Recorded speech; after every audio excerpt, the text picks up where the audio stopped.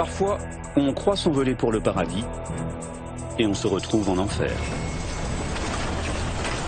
Un Boeing 747 assurant un vol de nuit, une météo difficile, une approche compliquée au-dessus d'un relief tourmenté. Interrompons l'approche. Un commandant de bord expert. Remise de gaz. Mais au bord de l'épuisement. Voici l'histoire du vol Korean Air 801.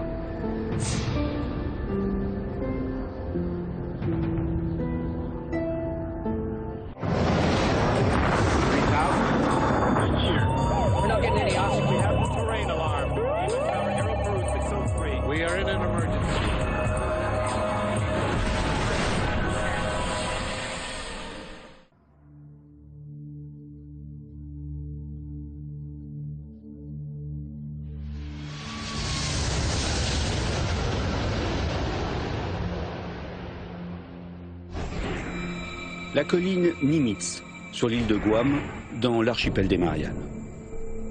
Un des hauts lieux de la guerre du Pacifique entre Américains et Japonais, une des batailles les plus sanglantes de la Seconde Guerre mondiale. Presque 70 ans plus tard, la nature a repris ses droits. Et les chasseurs ont remplacé les soldats. Et au bruit des canons a succédé celui des réacteurs, car la colline est située exactement dans l'axe des pistes de l'aéroport d'Agana. Les appareils la survolent à très basse altitude, juste avant de se poser.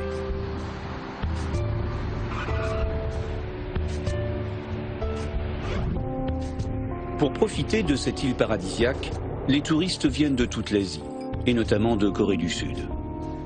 Précisément le 6 août 1997, un 747 de Korean Air est en route pour Guam. Le commandant de bord s'appelle Park Hyung-chol. C'est un ancien pilote militaire de 42 ans. Avec presque 9000 heures de vol, il est considéré comme un des meilleurs, voire le meilleur pilote de la compagnie. 2 mois auparavant, le PDG de Korean Air lui avait même remis une distinction spéciale pour sa parfaite maîtrise lors d'un atterrissage délicat d'un 747 victime d'une panne moteur. Mais le commandant ce soir est fatigué et de surcroît grippé. Coup sur coup, il vient d'assurer plusieurs longs courriers de nuit avec un important décalage horaire. En cabine, la plupart des touristes, coréens, japonais et occidentaux, somnolent en rêvant aux plages de sable blanc qui les attendent. Guam est rattaché aux États-Unis.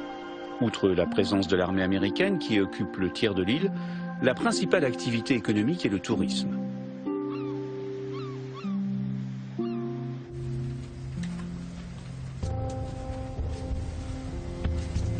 Une destination de rêve pour ce jeune couple californien originaire de San Diego.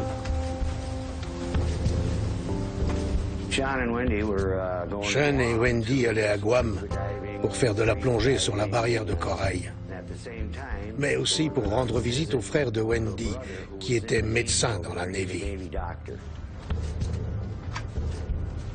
Barry Small, lui, est à bord du vol 801 pour rejoindre son travail. Ce Néo-Zélandais est pilote d'hélicoptère et vient de décrocher un contrat de 6 mois. Mais ce soir, son esprit est ailleurs. La veille de mon départ, mon père a fait un infarctus. Et je lui ai fait un massage cardiaque en attendant l'ambulance. Je voulais annuler mon contrat pour rester à ses côtés. Mais il a insisté pour que je retourne travailler. La météo est très instable sur le Pacifique Sud. Et de nuit, elle est souvent mauvaise. À 2 heures de sa destination, le vol 801 entre dans une zone dépressionnaire très agitée.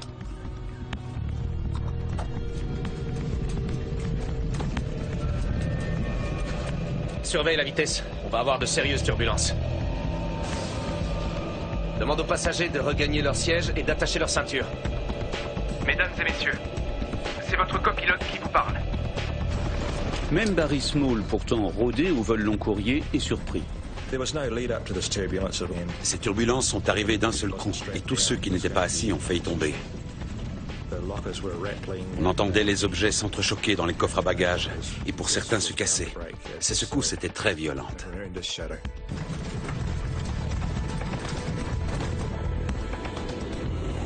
Mais comme souvent, les turbulences ne durent pas. Et une fois la zone agitée traversée, le vol reprend son cours normal. On en est sorti. Dis-le aux passagers. Mesdames et messieurs, ici votre copilote. Nous sommes sortis de la zone de turbulence.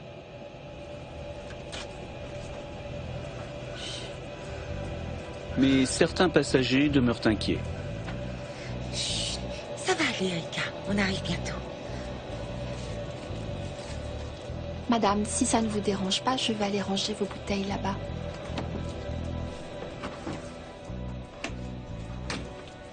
Le personnel de cabine remet un peu d'ordre et tout le monde se réinstalle pour la fin du voyage.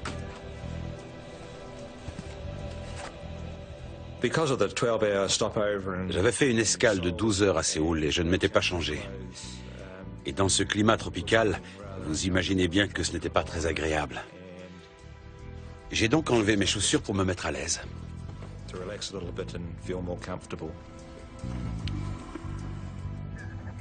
Dans le poste, l'équipage commence à préparer son approche sur Guam. Et ce soir, la météo n'est pas de la partie. Nous sommes en pleine saison des pluies. Toute la journée, de violentes averses se sont abattues sur l'archipel des Mariannes, où se trouve l'île de Guam. Elles sont courtes mais intenses et peuvent très sérieusement réduire la visibilité.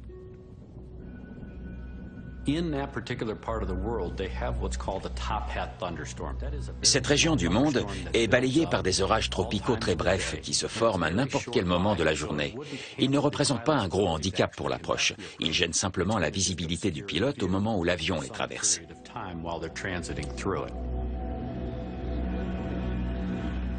Peu après 1 h du matin, en heure locale, le vol 801 prend contact avec Kurt Mayo, le contrôleur qui gère l'approche de Guam. Guam contrôle Korean Air 801, on quitte le niveau 410 vers 1600 pieds. Korean Air 801, bien reçu. En cabine, le personnel commercial commence aussi à préparer les 237 passagers pour l'atterrissage. Après 3 heures de vol en pleine nuit, tout le monde est pressé d'être au sol. Quand j'ai vu les premières lumières de Guam, je savais exactement où l'avion se trouvait, car je connaissais bien ce trajet. Le commandant aussi connaît bien le terrain. Il s'y est déjà posé à 9 reprises. Mais ce soir, l'approche s'annonce plus difficile que d'habitude, car le plan de descente de l'ILS de l'aéroport est en maintenance, et donc ne fonctionne pas. L'ILS, c'est un système d'aide à la navigation permettant de visualiser sur un instrument l'axe et la pente d'approche idéale pour arriver au seuil de la piste. Par mauvais temps, et au-dessus de reliefs importants, c'est évidemment une aide très précieuse, dont ce soir le commandant Park va devoir se passer. Il le sait, le cadran de son ILS ne lui sera d'aucun secours. Il va devoir faire une approche sans assistance électronique. En soi, cela n'a rien d'exceptionnel, mais une telle approche nécessite une concentration beaucoup plus importante de la part des pilotes. Et ce soir, le commandant lutte contre le sommeil. Ils nous font travailler au maximum. Probablement pour économiser les frais d'hébergement de l'équipage et optimiser les heures de vol. Je suis vraiment crevé. Alors que l'avion poursuit sa descente sur Guam, les averses se font de plus en plus violentes. Commandant, la météo est mauvaise. Il pleut beaucoup. Le radar météo permet heureusement d'éviter le cœur des cumulonimbus. Ces nuages d'orage très violents et très dangereux pour l'aviation. Hors des nuages, la visibilité est assez bonne, d'environ 9 km. En revanche, dans les nuages, elle est nulle. Et la base des nuages descend très bas, jusqu'à 500 mètres du sol. Avec l'aide du radar, le commandant essaie de slalomer entre les cellules orageuses. Demande un écart de 20 nautiques à gauche de la route. Guam approche Korean Air 801, demande 20 nautiques gauche pour notre descente. Korean Air 801, écart autorisé. À l'aide de quelques détours, le 747 réussit à se frayer un chemin entre les cumulonimbus et les turbulences. Et finit par apercevoir au loin les lumières de la piste 06 de l'aéroport d'Agana. C'est Guam. Guam. Bien. Le radar météo nous a bien aidés. Coréan 801, atterrissage ILS autorisé, piste 06 gauche. Plan de descente hors service. Coréan R801, bien reçu. Atterrissage ILS, piste Appliquant 06. la procédure, le contrôleur aérien rappelle à l'équipage que le plan de descente de l'ILS est hors service pour cause de maintenance. Il n'émet donc aucun signal et l'instrument sur le tableau de bord restera inactif. L'avion est maintenant à 3 minutes de la piste et l'équipage se prépare pour l'atterrissage. C'est alors que, contre toute attente... Tiens, le plan de descente fonctionne? Le plan de descente. Oui. Oui, ça marche. Comment ça se fait? Cette activation brutale et inattendue est un peu perturbante. L'équipage poursuit toutefois le déroulé des checklists. 6D, ok. Train sur sortie. Train sorti. On approche 1400. Comme le plan de descente ne fonctionne pas bien, on va se maintenir à 1440 pieds. Programme-le. Ok. À 1h40, le contrôleur d'approche reprend contact avec le vol 801. Coréan 801, contactez la tour d'Agana, fréquence unité, 8 décimales unité. Il transfère le vol à la tour de contrôle de l'aéroport et salue l'équipage en coréen. Annyeonghae kaseyo. Suga Sipsio. 1-18-1. Ce sera son dernier contact radio avec le vol 801. Ce type a dû être basé en Corée dans l'armée américaine. Tour d'Agana, Coréan 801 pour intercepter l'ILS 06 gauche. Coréan 801, tour d'Agana, autorisé à l'atterrissage, piste 06 gauche. Coréan 801, bien reçu, autorisé à l'atterrissage, piste 06 gauche. Volet 30. Volet 30. Mais alors que l'avion se rapproche du sol, des nuages et de fortes averses refont leur apparition, dégradant sérieusement la visibilité. On ne voit rien. Mesdames et messieurs, nous allons atterrir à l'aéroport international d'Agana à Guam. Merci de redresser vos sièges et d'attacher vos ceintures. Préparez-vous pour l'atterrissage.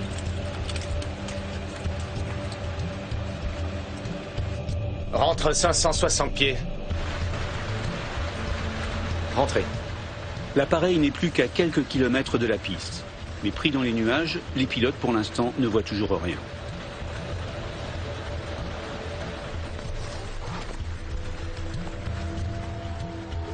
En cabine, le personnel de bord, avant d'aller s'asseoir, procède aux dernières vérifications avant l'atterrissage. Le plan de descente, il fonctionne ou pas? Essuie-glace. C'est alors qu'une voix synthétique résonne dans le poste. C'est le GPWS, le système d'alarme de proximité du sol. Il se déclenche lorsque l'appareil se rapproche trop près de la surface du sol. En fait, l'avion n'est plus qu'à 150 mètres de hauteur et la piste n'est toujours pas en vue. Je connaissais ce trajet par cœur. Quand j'ai estimé que nous n'étions plus qu'à 30 secondes de l'atterrissage, je me suis baissé pour remettre mes chaussures.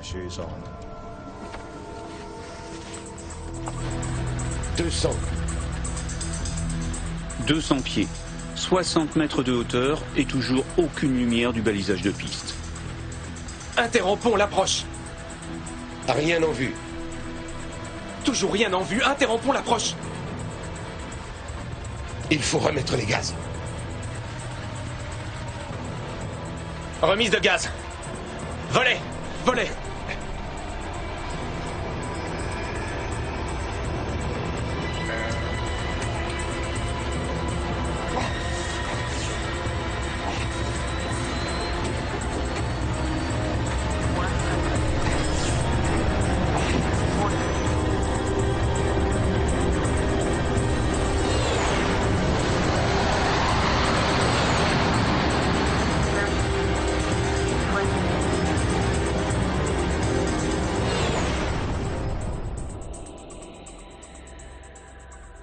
Je n'avais aucune idée de ce qu'il se passait. Pour moi, tout était normal.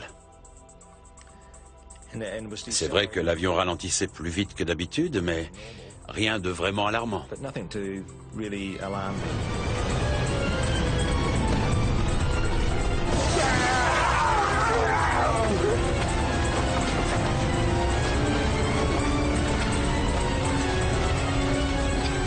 C'était effroyable.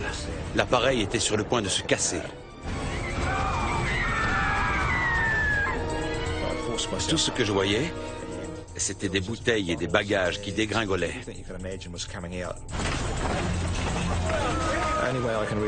C'était comme si 1000 Boeing 737 avaient atterri en même temps. Le lourd 747 finit par s'arrêter dans un fracas épouvantable parmi les arbres de la colline Nimitz, à 4 km de la piste.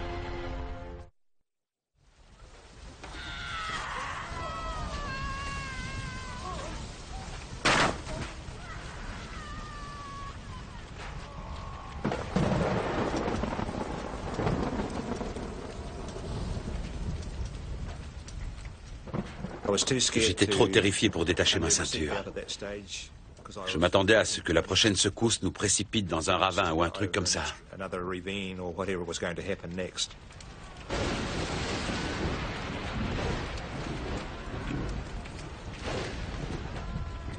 Miraculeusement, la petite Rika Matsuda, âgée de 11 ans, est indemne. Malheureusement, ce n'est pas le cas de sa mère, coincée dans les décombres. Maman! Maman!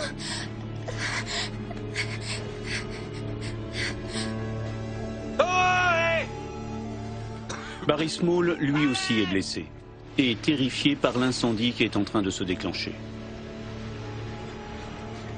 Le feu a pris à l'avant et s'est propagé vers l'arrière, dans ma direction. Il n'y avait pas de signalisation lumineuse, mais les flammes étaient si puissantes que je n'avais aucun mal à me diriger.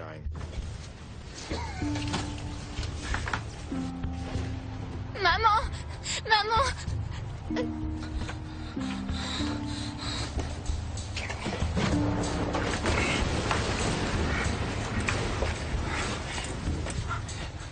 Tant que les secours ne sont pas arrivés, une bonne partie des survivants du crash restent prisonniers, coincés dans les débris de la cabine.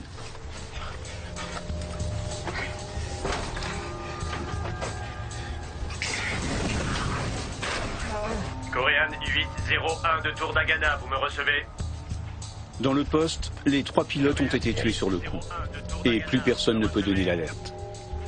Et à la Tour Dagana, pour l'instant, le contrôleur ne se doute de rien. Malgré ses blessures, Barry Small réussit à se libérer et tant bien que mal à se diriger vers une brèche située à l'arrière du fuselage. J'ai reculé de 6 rangées jusqu'à un trou qui devait faire 2 mètres de profondeur. Il n'y avait plus de train d'atterrissage. J'ai buté contre quelque chose que je devais franchir parce que c'était le seul passage qui n'était pas en flammes.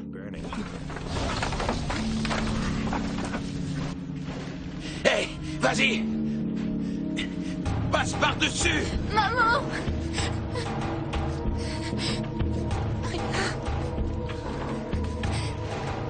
Maman! La mère de la petite Rika lui ordonne de s'enfuir. Va-t'en, sors de là. Va-t'en, il faut que tu t'en ailles. Tout de suite. Attends. Attends. Il faut que tu t'en ailles tout de suite.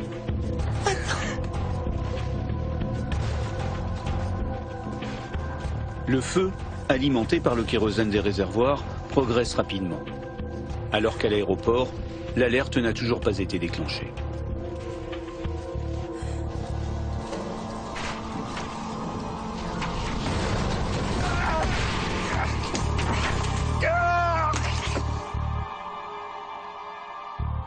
Un homme asiatique et moi avons été rattrapés par le feu. Et mes bras ont été brûlés. J'ai dû arracher ma montre parce qu'elle était en train de fondre dans ma chair.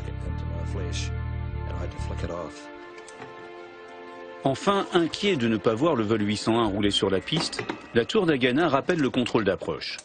Kurt Mayo comprend aussitôt qu'un drame est survenu. Guam approche, avez-vous des nouvelles du vol Korean 801? Négatif. Je l'ai autorisé à atterrir, mais je ne sais pas où il est. Il n'a pas atterri? Négatif. Oh mon Dieu.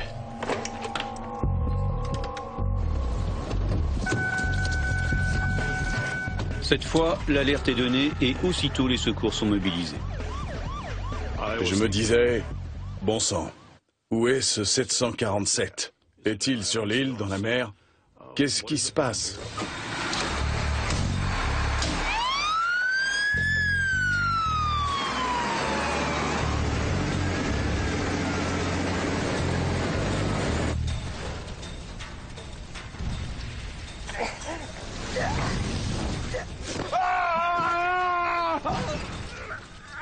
On a tous les deux sauté, et il a disparu dans la jungle. Moi, je me suis retourné sur le dos, et je me suis traîné en m'aidant des coudes. Le seul endroit où j'avais encore un peu de peau intacte sur les bras. Malgré sa jambe droite cassée, Barry Small réussit en rampant à s'éloigner de l'épave. D'autres passagers moins chanceux sont toujours coincés dans la cabine.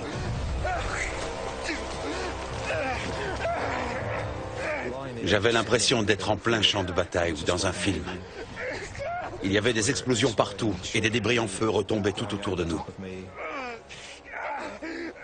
C'est totalement indescriptible.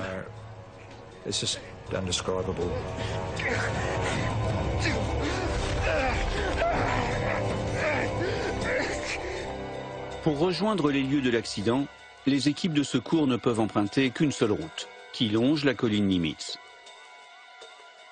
Seulement, cette route est obstruée par un pipeline que le 747 a arraché du sol. Et il n'existe aucun moyen de contourner l'obstacle. Il va falloir poursuivre à pied. Prévenu de l'accident, le gouverneur de l'île, Carl Gutiérrez, se rend aussitôt sur les lieux. Compagnie 7, dégagez-moi ça. Vous, prenez les trousses de secours et suivez-moi. On est arrivé à l'endroit le plus proche de l'accident, en haut de la colline. L'avion se trouvait environ 150 mètres plus bas. Je leur ai dit, messieurs, allumez vos lampes torches et éclairez-nous le chemin. Allons-y.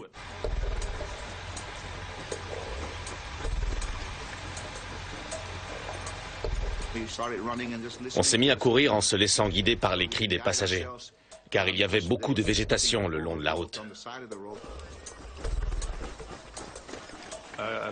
À un moment, je l'ai arrêté et je lui ai dit, « Monsieur le gouverneur, j'ai besoin que vous puissiez assumer vos responsabilités. N'allez pas plus loin. J'aimerais que vous restiez là. Ne prenez pas le risque de vous blesser. Laissez-nous faire notre travail. » Et il m'a répondu, « Non, je veux vous aider. » Sur les lieux du crash, l'incendie fait rage. Avec sa jambe cassée, Barry Small est incapable d'aider les autres survivants.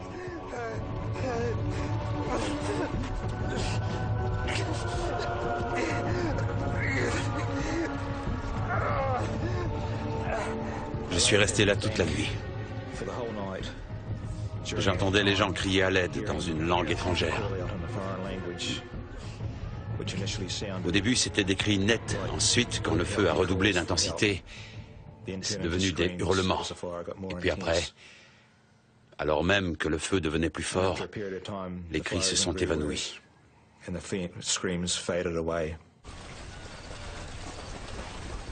Près d'une heure après l'accident, Sanchez et ses hommes arrivent enfin sur les lieux. J'ai réparti mes hommes en 2 équipes de sauvetage et de recherche. J'en ai envoyé une vers l'arrière et l'autre vers l'avant de l'avion pour qu'elles se rejoignent au milieu. Je leur ai dit, on fait tout notre possible pour venir en aide aux survivants. Maman! Maman! Carl Gutiérrez, le gouverneur de Guam, aperçoit la petite Rika Matsuda, seule, appelant sa mère.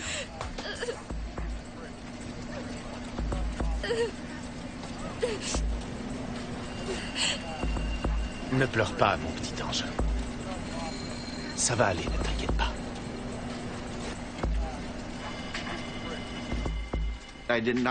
Je n'osais pas la laisser. C'était comme si on était soudés ensemble, cette petite fille et moi. Et j'ai appris ensuite qu'elle avait 11 ans, mais elle avait l'air tellement plus jeune. Barry Small, lui, est découvert perdu dans les buissons par le chef des pompiers. Prenez ma veste. Il a enlevé sa veste de pompier et l'a mise sous ma tête pour que je sois plus à l'aise. Allez-y, ça ira pour moi. Plus tard, Il était vraiment désolé d'avoir à reprendre sa veste, mais il en avait besoin pour se protéger du feu pendant qu'il aidait les passagers à sortir de l'avion.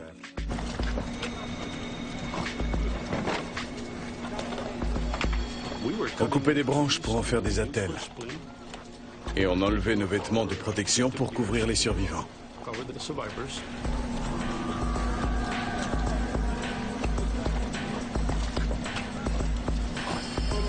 Rapidement, les secouristes comprennent qu'ils sont arrivés trop tard pour bon nombre de victimes. Mais les pompiers veulent être certains de ne laisser personne derrière eux. Et malgré les risques, le chef des pompiers envoie ses hommes fouiller la carlingue en flammes. Groupe 2, allez-y, commencez par l'arrière.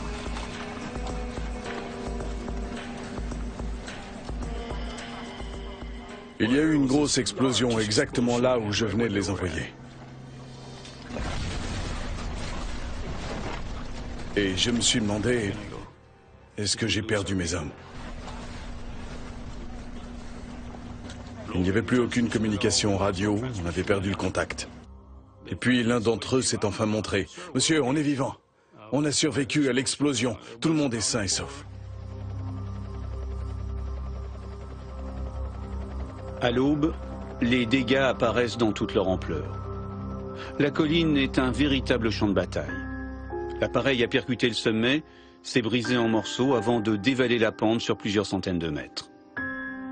Le bilan est lourd. Sur les 254 passagers et membres d'équipage, on ne compte que 26 rescapés.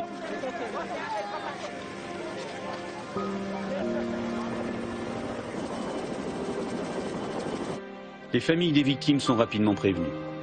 Mais l'identification des corps s'annonce ardue. Le feu a fait beaucoup de dégâts. La plupart des passagers sont sud-coréens. Sean Burke et Wendy Bunten font partie des quelques Américains embarqués sur le vol 801. Aux États-Unis, à 10 000 km de là, la famille de Sean apprend la nouvelle de l'accident. Sur l'instant, le plus terrible pour eux est d'être dans l'incertitude. Personne ne peut leur dire si Sean et son ami ont survécu. Il avait pu mourir, brûlé dans le crash. Il pouvait aussi bien être inconscient dans un hôpital local. On voulait juste aller le chercher. Il nous arrivait aussi d'imaginer que son corps était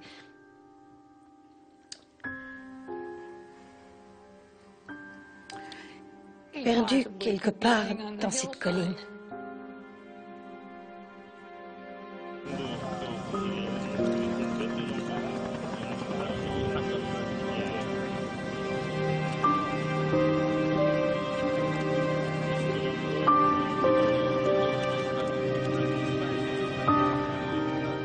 Reste maintenant à comprendre ce qui s'est passé.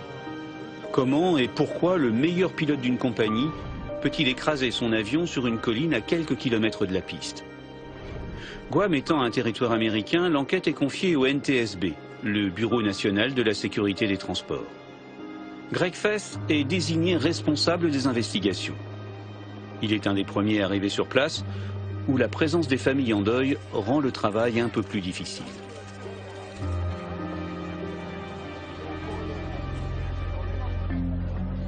Un enquêteur doit savoir garder son sang-froid, comme un médecin des urgences.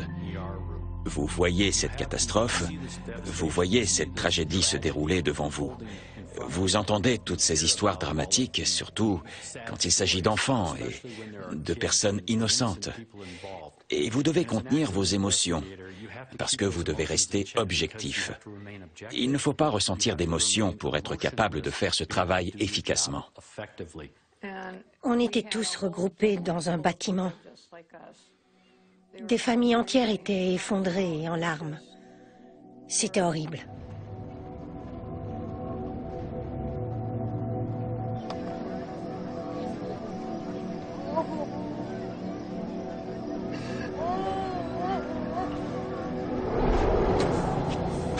On est allé sur place et on a fait ce qu'on appelle un relevé du site.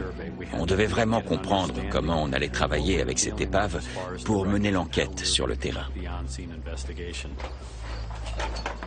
Premier constat, des parties importantes de l'appareil sont demeurées intactes.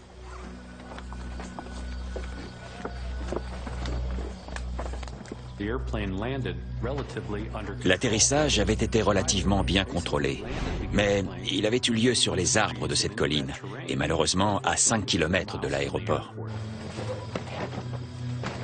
Parmi les indices épargnés par l'incendie, les enquêteurs découvrent, entre autres, la carte d'approche de la piste 06 de l'aéroport d'Agana, dont l'équipage s'est servi pour préparer l'atterrissage. Ils retrouvent également dans le sac de voyage du commandant Park un flacon de pilules à base de benzodiazépine, un médicament généralement utilisé comme sédatif. Des prélèvements sont réalisés sur le corps du commandant Park et aussitôt envoyés au laboratoire avec les pilules pour une analyse plus approfondie.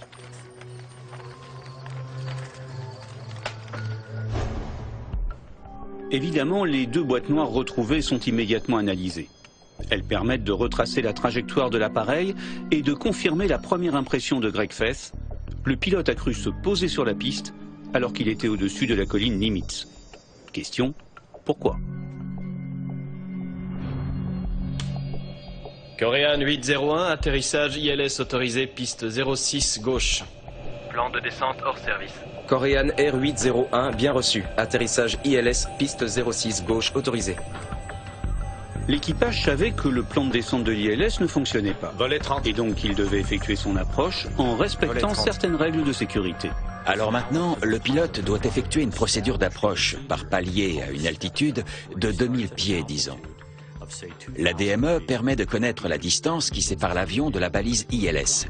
Quand le pilote arrive à un point localisé par la DME, celle-ci lui donne une nouvelle altitude qu'il doit atteindre. En appliquant cette procédure, l'équipage aurait réalisé une approche en escalier en toute sécurité. Au lieu de cela, après le premier palier, l'appareil a poursuivi une descente lente mais permanente. Si vous ne respectez pas ces paliers et ces altitudes données, si vous volez en dehors de la carte d'approche, vous courez le risque de percuter un obstacle ou un relief. La deuxième boîte noire enregistre les sons dans le cockpit. Pour les enquêteurs, c'est évidemment un élément précieux afin de mieux comprendre le comportement et les décisions de l'équipage.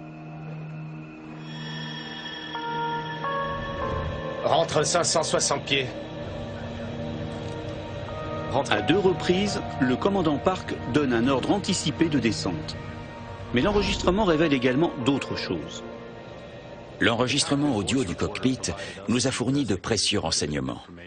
Un des indices que nous avons trouvé, c'est que l'équipage était fatigué. Je suis vraiment crevé. Il s'agissait d'un vol charter de nuit qui a peut-être perturbé leur horloge interne. Normalement, ils volaient de jour. Là, leur corps leur disait qu'ils devraient dormir parce qu'il faisait nuit dehors. Le commandant qui était grippé aurait-il en plus pris des médicaments sédatifs? Sur ce point, les résultats du laboratoire sont formels. Le commandant Park n'avait absorbé aucune substance médicamenteuse durant les heures précédant l'accident. Greg Fess décide alors de se concentrer sur la discussion dans le poste à propos de l'ILS et du plan de descente. Tiens, le plan de descente fonctionne? Le plan de descente? Oui. Oui, ça marche. Comment ça se fait?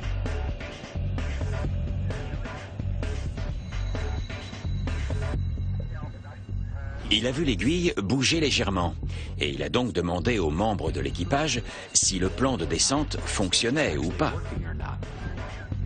Il est tard dans la nuit, le commandant Park est fatigué et visiblement les indications aléatoires du plan de descente de l'ILS le perturbent. L'enregistrement audio montre bien que cette histoire le préoccupait beaucoup. Greg Fess se pose une autre question. Pourquoi le plan de descente de l'ILS semblait fonctionner par intermittence? Le problème venait-il du tableau de bord de l'appareil ou au sol de la balise ILS qui était en maintenance? Il fait appel à un spécialiste en navigation. J'ai passé du temps sur la transcription pour essayer de déterminer les erreurs de navigation et pourquoi un bon avion s'était trouvé au mauvais endroit. Et aussi pour comprendre l'apparente confusion de l'équipage qui semblait penser que le plan de descente fonctionnait, au moins de temps en temps. Nelson Sponheimer envoie à Guam une équipe de techniciens pour vérifier une hypothèse. Et si les instruments du 747 avaient été parasités par les signaux émis par la base militaire voisine, donnant ainsi de fausses indications sur le plan de descente? Le récepteur ILS qui capte le plan de descente peut répondre à des signaux émis par d'autres balises au sol, en particulier lorsque la balise sur laquelle il est réglé ne fonctionne pas. S'il y a des signaux parasites sur la fréquence et qu'ils envoient la bonne information, ils peuvent provoquer des mouvements intermittents de l'aiguille du plan de descente. Rentre 560 pieds. Rentrez. Mais un tel parasitage ne pourrait pas être permanent. Et l'indicateur du plan de descente fonctionnerait alors par intermittence, un peu comme si quelqu'un s'amusait avec un interrupteur. J'en ai conclu que des signaux parasites qui proviendraient d'autres émetteurs ou qui proviendraient d'équipements au sol comme un talkie-walkie n'auraient pas pu activer l'appareil très longtemps. Et une autre question demeure. Pourquoi le commandant a-t-il cru que le plan de descente fonctionnait alors que le contrôle lui avait dit l'inverse? Le plan de descente, il fonctionne ou pas? Essuie-glace. Tandis que les enquêteurs poursuivent leurs investigations, Barry Small, lui, se pose une toute autre question. Pourquoi lui et 25 autres occupants de l'avion ont-ils survécu? J'étais en train de remettre mes chaussures lorsqu'on s'est écrasé. Et par miracle, j'avais ainsi la meilleure position pour un crash. L'homme est pilote d'hélicoptère et technicien aéronautique en formation. Et l'accident a généré chez lui quelques idées précises. Je suis persuadé que des changements doivent être effectués à bord des avions. Il est convaincu que la barre horizontale située à l'arrière des sièges lui a fracturé une des deux jambes. Je me suis cassé la jambe droite lorsqu'elle a été projetée vers l'avant contre la barre. Ma jambe gauche, elle, a été sauvée par mon sac.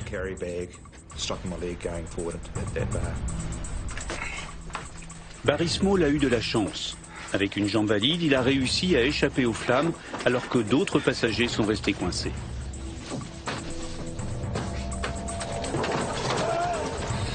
Maman! La jeune Rika, elle aussi, a eu de la chance. Ses jambes, plus courtes que celles d'un adulte, n'ont pas percuté la barre transversale au moment de l'impact. À peu près indemne, elle a pu s'échapper de la carlingue. En revanche, sa mère, elle, n'a pas survécu. Barry Small est également persuadé que le feu qui s'est déclaré à bord de l'avion aurait pu être évité. Ils estiment que les coffres à bagages contenaient plus de 462 litres d'alcool inflammable. Si l'avion avait été plein, cette quantité aurait été multipliée par 2. Pour lui, sous la violence de l'impact, l'alcool s'est échappé des bouteilles brisées. Et mêlé à l'oxygène fuyant du plafond, il a constitué un mélange incendiaire particulièrement redoutable.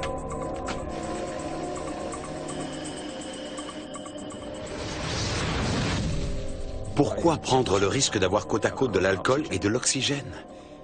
C'est contraire aux règles de sécurité primordiales en aviation. C'est tout simplement scandaleux. Barry s'est remis très difficilement de l'accident. Mais il veut tout faire pour éviter la répétition d'une telle catastrophe. Aujourd'hui, il milite activement pour que les sièges d'avion soient repensés et que l'alcool à bord soit conditionné différemment. Quant à la cause principale du crash, pour l'instant, elle demeure toujours mystérieuse. Comment un excellent pilote à bord d'un avion en parfait état de marche peut-il se poser sans visibilité en pleine nuit à 5 km de la piste? Les enquêteurs ont bien découvert que la carte d'approche utilisée par l'équipage était obsolète depuis 6 mois. Mais la mise à jour de la carte n'entraînait pas de changement significatif. Bref, ce n'est pas suffisant pour expliquer l'accident. En fait, Greg Fess va trouver une piste en s'intéressant de près aux sessions de formation des équipages de Korean Air.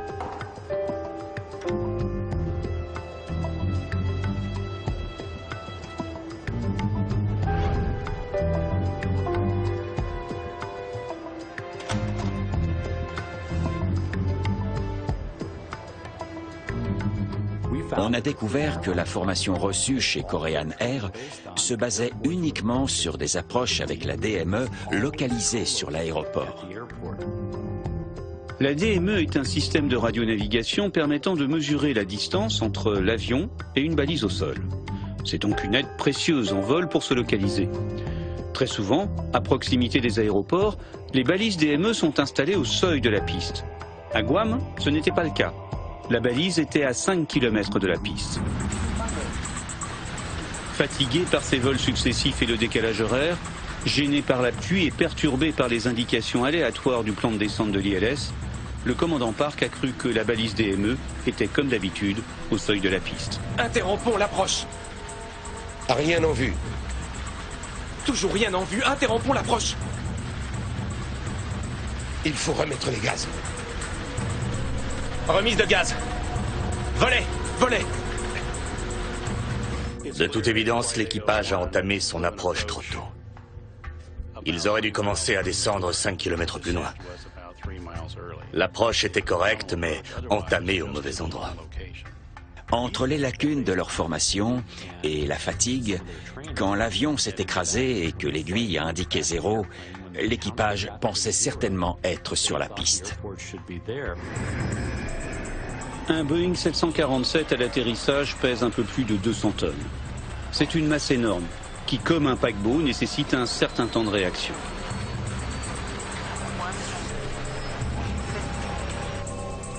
Sans visibilité et se fiant à leurs seuls instruments, les pilotes étaient persuadés d'atterrir sur la piste 06. Lorsqu'ils ont compris leur erreur, malheureusement, il était trop tard.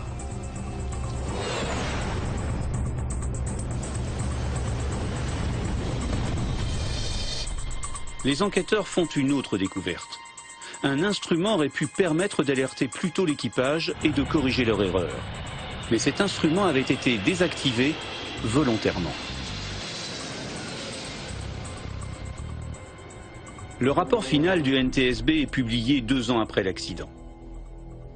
Il implique la responsabilité de la compagnie pour la formation incomplète, la responsabilité de l'équipage qui s'est trop reposé sur les instruments, mais aussi celle de l'administration fédérale de l'aviation civile, la toute-puissante FAA.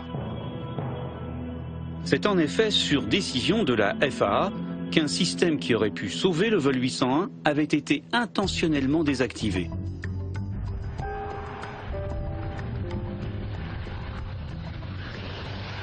Le MSO est un système d'alerte d'altitude minimum de sécurité. Il est opérationnel sur tous les grands aéroports américains, sauf à Guam, où la FAA avait radicalement modifié ce système. Le MSO permet de surveiller par radar l'altitude d'un appareil lors de sa phase d'approche. S'il descend par erreur en dessous du plancher de sécurité, aussitôt, une alarme apparaît sur l'écran du contrôleur qui peut alors prévenir l'équipage. Mais à Guam, le système se déclenchait souvent par erreur. Les contrôleurs étaient sans arrêt dérangés par de fausses alertes. Ils ont donc modifié le logiciel et déplacé la zone de contrôle du MSO, qui a donc perdu toute utilité. Résultat, au lieu de surveiller les avions en approche finale de l'aéroport, le système à Guam assurait une surveillance à plus de 80 km de la piste, au-dessus de l'océan. C'était totalement irresponsable. Il n'y a pas d'autre mot. Ce système avait été conçu non seulement pour protéger le contrôleur aérien, mais également les passagers. Pour les passagers et l'équipage du vol 801, l'absence de système MSO a eu des conséquences tragiques sur leur destin. S'il avait fonctionné correctement, l'équipage aurait pu être averti et le crash probablement évité.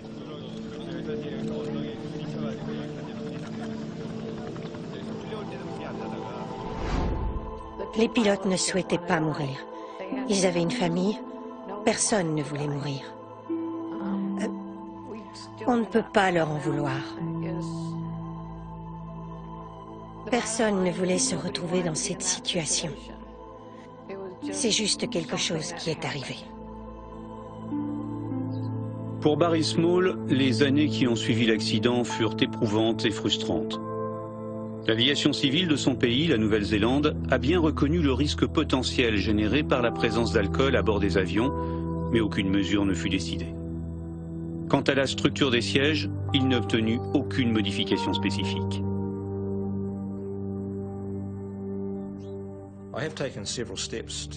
Avec tous les professionnels que j'ai rencontrés, c'est toujours pareil. Ils trouvent d'abord l'idée intéressante, mais finissent par l'abandonner. Et lorsque j'entre en contact avec des fabricants de sièges, ils ne veulent pas m'écouter.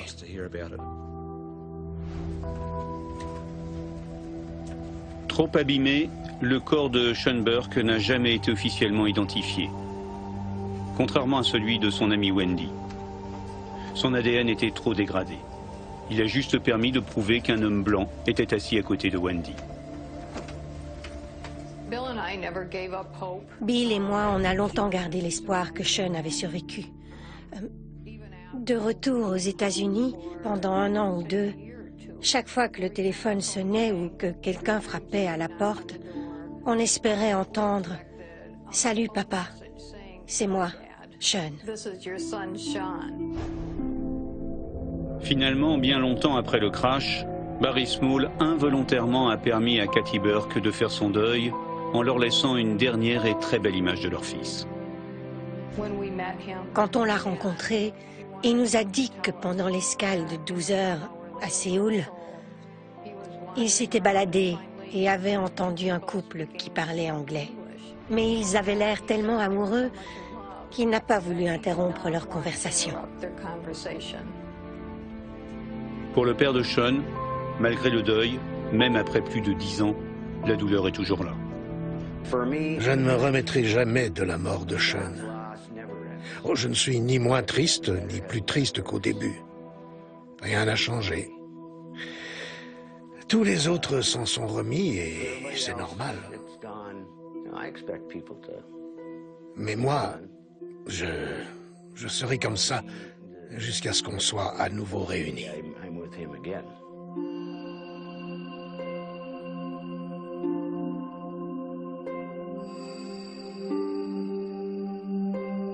Quant à Barry Small, il est partagé entre la colère et la reconnaissance. Lui, au moins, a eu la chance de survivre. De nombreuses personnes m'ont dit que je n'avais pas survécu par hasard. Cela fait maintenant 9 ans que je cherche à comprendre. Et je suis intimement convaincu que si on me donnait raison à propos du mélange alcool-oxygène et de l'amélioration des sièges, je serais enfin en paix. Je ne me sentirais plus coupable d'avoir survécu.